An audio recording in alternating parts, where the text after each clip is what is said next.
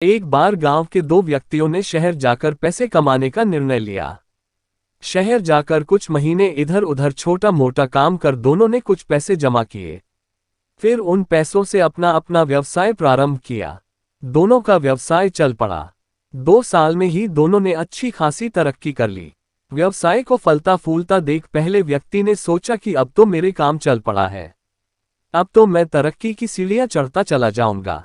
लेकिन उसकी सोच के विपरीत व्यापारिक उतार चढ़ाव के कारण उसे उस साल अत्यधिक घाटा हुआ। अब तक आसमान में उड़ रहा वह व्यक्ति यथार्थ के धरातल पर आ गिरा। वह उन कारणों को तलाशने लगा जिनकी वजह से उसका व्यापार बाजार की मार नहीं सह पाया।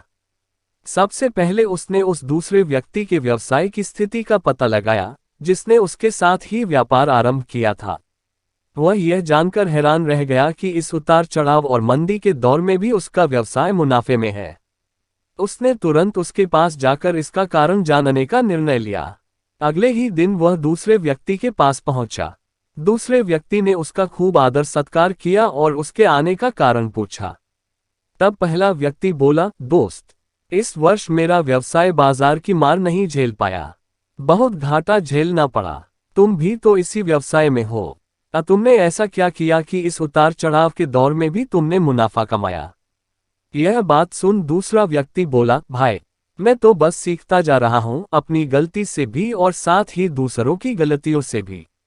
जो समस्या सामने आती है उसमें से भी सीख लेता हूं।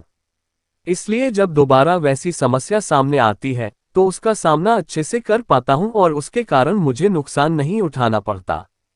बस ये सीखने की प्रवृत्ति ही है जो मुझे जीवन में आगे बढ़ाती जा रही है। दूसरे व्यक्ति की बात सुनकर पहले व्यक्ति को अपनी भूल का एहसास हुआ।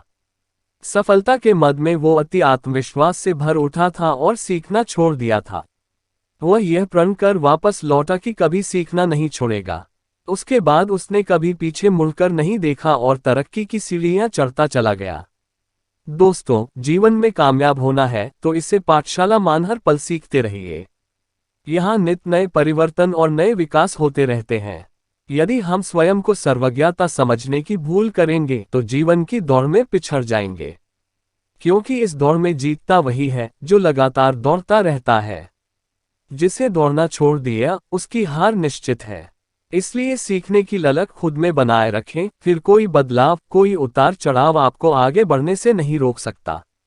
दोस्तों, अगर ये कहानी आप लोगों को पसंद आया हो तो प्लीज़ चैनल को लाइक सब्सक्राइब जरूर कीजिए और आपका कीमती समय देने के लिए दिल से धन्यवाद।